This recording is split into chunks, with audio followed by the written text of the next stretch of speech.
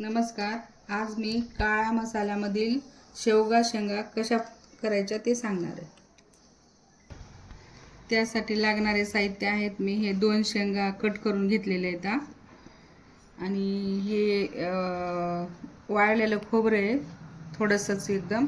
हे थोडेसे शेंगदाणे आहेत. हे वाळलेला कांदा आहे, लसूण आहे, अद्रक, धने, शहाजिरा, कोथिंबीर, तेजपत्ता आणि धने हे फूल आहे आणि थोडासा शहाजिरा घेतलेला आहे आणि थोडीशी दालचिनी घेतलेली आहे, 2 मिरे घेतलेले आहेत, 2 लवंगा घेतलेले आहेत. मिरे आणि लवंगा न वापरल्या तरी चालतात.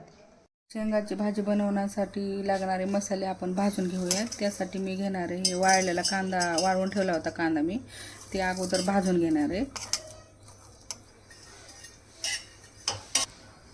कांदा तव्यावर टाकल्यानंतर त्याच्यात टाका थोडंसं तेल आणि तेलामध्ये भाजून घ्या.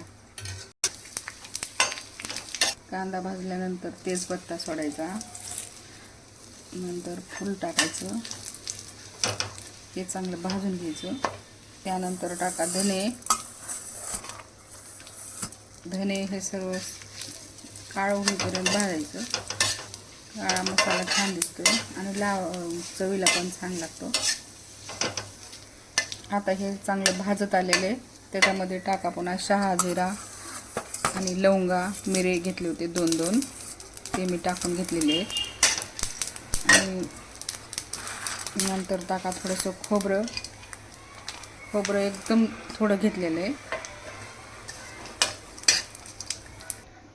नंतर याच्यात टाका अद्रक आणि लसूण.